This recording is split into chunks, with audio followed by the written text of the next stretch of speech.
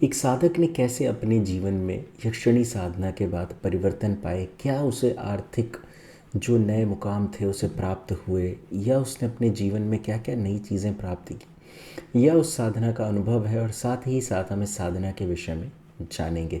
नमस्कार, आप सभी का स्वागत है अद्भुत राजसिक साधनाएं में।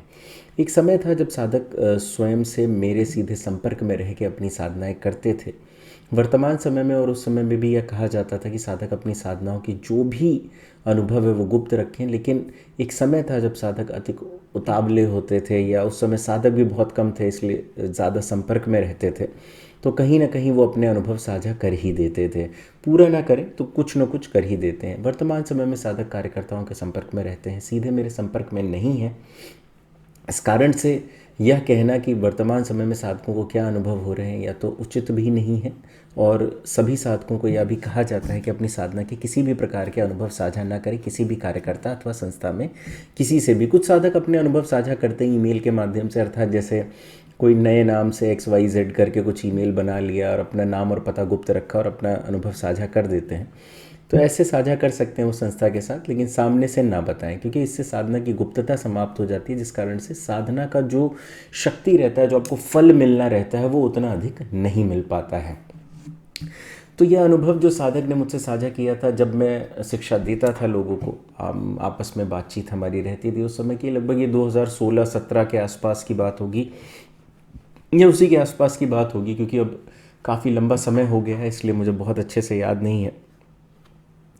उन्होंने अपने जीवन में ऐसी कोई कमी नहीं थी उस टाइम पे उनको जिसके लिए वो साधना करना चाह रहे हो। बस उनका ये था कि जो अभी है मैं इससे कई गुना कर लूँ, है ना। जैसे कि मैंने पहले भी बताया है कि जो व्यक्ति व्यापार करता है उसके लिए जो आर्थिक साधनाएं होती हैं वो अधिक लाभदायक होती हैं, बजाय कि जो व्यक्ति नौकरी कर रहा है। क्योंकि नौकरी में बहुत ज़्यादा आप बड़ा कार्य नहीं कर सकते, है ना। आपकी नौकरी बदल जाएगी, हो सकता है 15-20%, 30% का अंतर आपको मिल जाए, प्रमोशन हो जाए, उससे कुछ अंतर मिल जाए, लेकिन ऐसा नहीं होगा कि आपकी जो आर्थिक उन्नति है वो कई गुना हो जाए। उसके लिए कहीं ना कहीं आपको व्यापार से तो संबंध स्थापित करना ही पड़ेगा। वो एक समय था जिस समय पे साधकों को व्यक्तिगत रूप से कोई साधनाएं नहीं दी जाती थी। उस समय इतना ज़्यादा समय देना संभव नहीं था किसी को भी, तो साधक अपने हिसाब से गिनी चुनी साधनाएं थीं जो यूट्यूब पे डाली जाती थी, उसी में से अपनी एक साधना का चयन कर लेते थे, और अपनी राशि अनुसार उनको सिर्फ मुहूर्त प्राप्त करना होता था।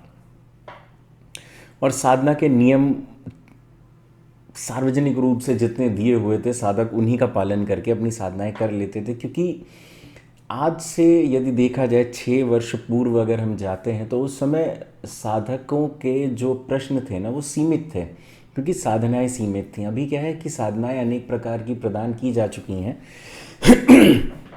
इसलिए साधकों के मन में अनेक प्रकार के प्रश्न आते जाते रहते हैं। उस समय ऐसा नहीं था, निर्धारित नियम थे कि ब्रह्मचर्य का पालन करना है, साधना के सारे दिवस आदि दिए होते थे, तो साधक उस हिसाब से अपना चयन कर लेते थे कि ये साधना उनके बस की है या नहीं है।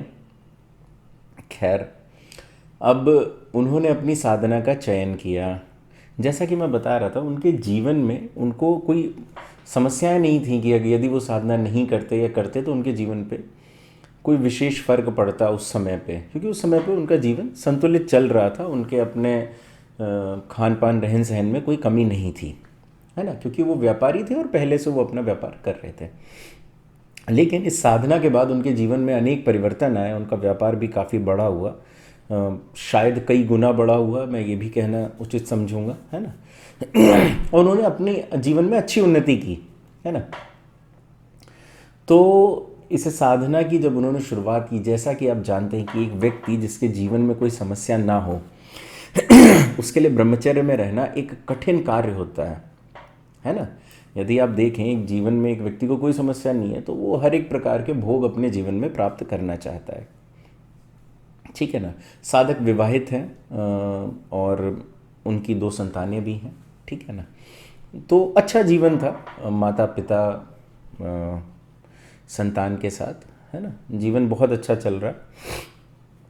अब होता क्या है कि मनुष्य के मन में जब एक सीमा तक चीज़ें प्राप्त हो जाती हैं तो उसके मन में कहीं ना कहीं ये चीज़ें अवश्य आती हैं कि जो हमारा ये विज्ञान है, जो ये तंत्र विज्ञान है, इसके विषय में भी कुछ जानकारी करें, क्योंकि मनुष्य का अपना ऑटोमेटेड बिजनेस है, चल रहा है, तो कहीं ना कहीं तो उसे जानकारी चाहिए ही चाहिए।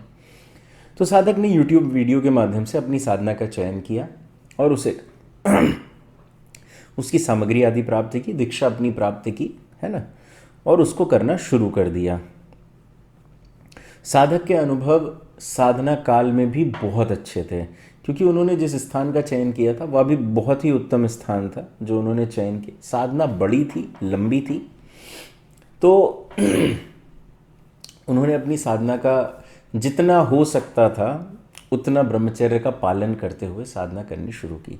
उनके अनुभव साधना काल में ही अत्यंत उत्तम थे, क्योंकि जिस शक्ति से संबंधित वह साधना कर रहे थे उसने प्रत्यक्ष अप्रत्यक्ष रूप से उनको अपने अनुभव कराए कि हाँ वह मौजूद है उनके साथ। उनके जो कार्य कहीं पे रुके हुए थे, जो छोटे मोटे कॉन्ट्रैक्ट थे उनके, वो बड़े होने लगे, कॉन्ट्रैक्ट उनको बड़े बड़े मिलने लगे, उनके कार्य और बड़े होने लगे, कहीं पे कोई कमी नहीं रह गई।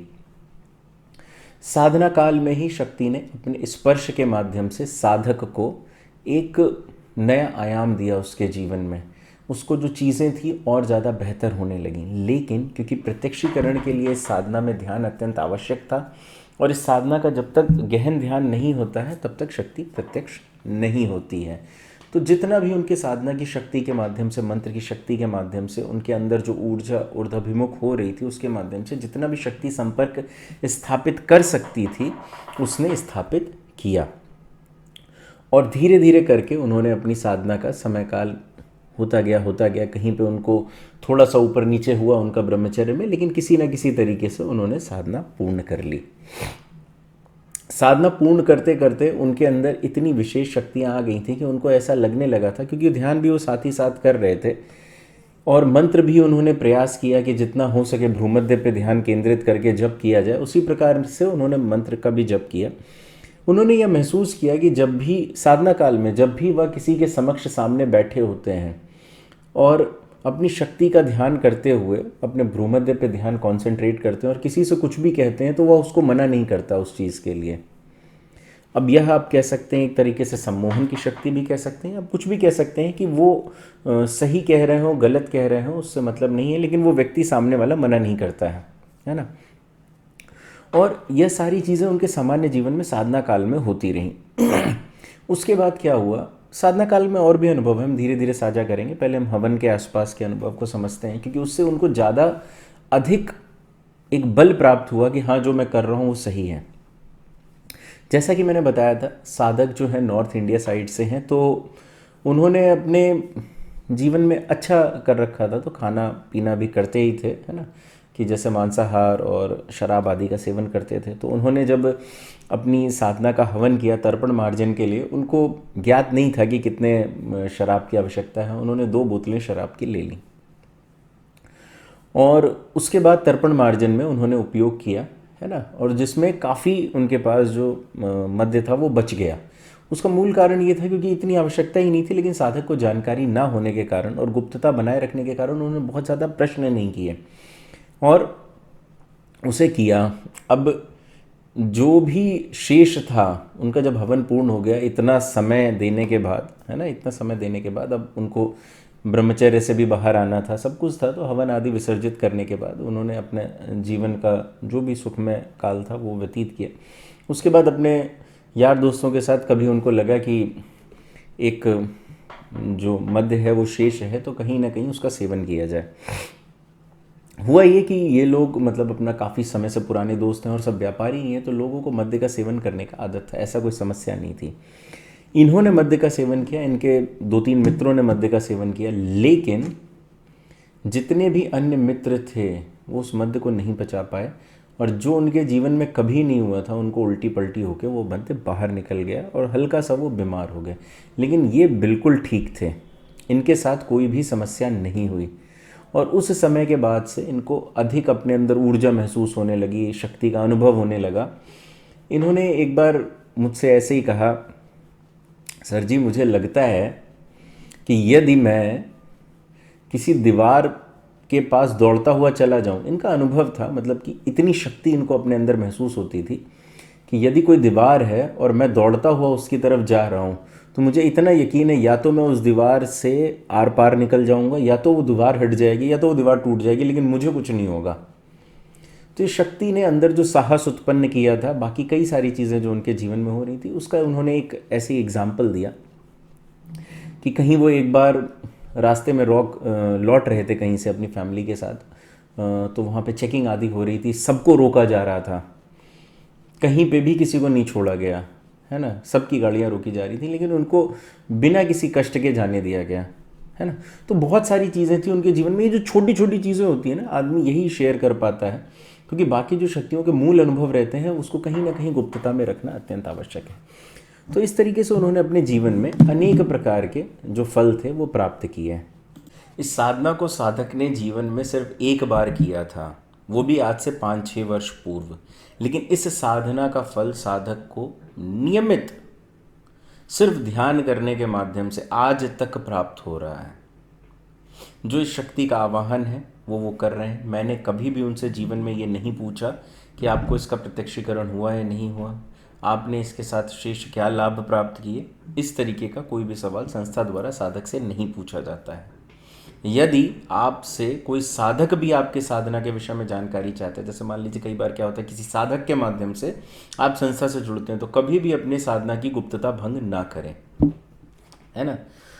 और आज तक इतने वर्ष हो गए, साधक ने कोई भी दूसरी साधना नहीं की, सिर्फ एक साधना की अपने जीवन में, अच्छे से की, बिना किसी गलती के की, और आज तक वो उसका ध्यान आदि करते हैं, इतना मुझे पता है ना। क्योंकि ध्यान में वो आगे संपर्क स्थापित करके रखते हैं कि मैंने अभी ऐसा किया है ध्यान में, मुझे आगे और क्या करना है ना। और बातचीत भी होती ही रहती है, लेकिन साधना के विषय में चर्चा नहीं की जाती है ना।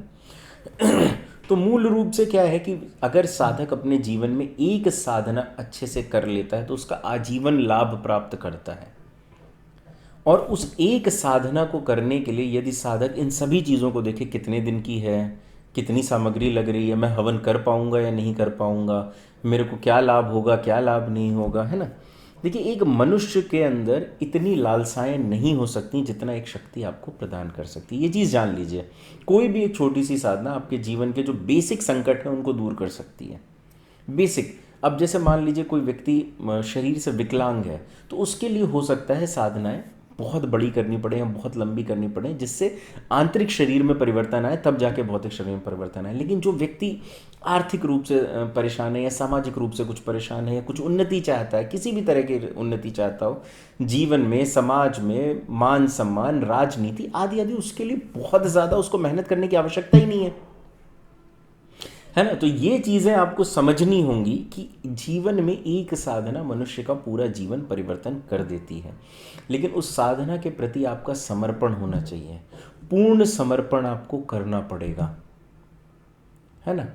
तो जब भी मनुष्य अपने जीवन में साधनाएं करें, देखिए ये क्या है कि अब मैं उस प्रकार का कोई अनुभव आपको नहीं बता सकता कि एक साधक थे, उनको ये हो गया वो हो गया। अब देखिए, जो अनुभव मेरे को पता है मैं उतने ही आपको बताऊंगा, है ना। और मैं इसलिए ज़्यादा स्पष्ट रूप से बता देता हूँ क्योंकि जब वो साधक स्वयं से इस वीडियो को देखते हैं ना, तो उनको पता होता है कि ये मेरे बारे में बात हो रही है ना। और बहुत सारे साधकों के अनुभव मेरे पास हैं भी नहीं, तो जितने निर्धारित अनुभव हैं वो मैंने आपको बता दिया है।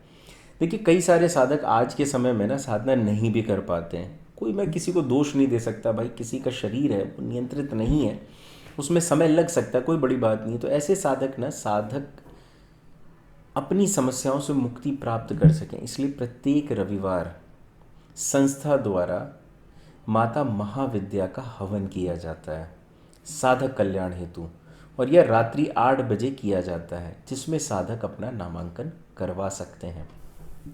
और यदि कोई साधक जो ये साधना साधक ने की थी इसकी जानकारी प्राप्त करना चाहते हैं, तो डिस्क्रिप्शन बॉक्स में टेलीग्राम चैनल का लिंक है, आप उससे जुड़ सकते हैं और जानकारी प्राप्त कर सकते हैं कि इन साधक ने कौन सी साधना की थी जिसके माध्यम से इन्हें लाभ हुआ है।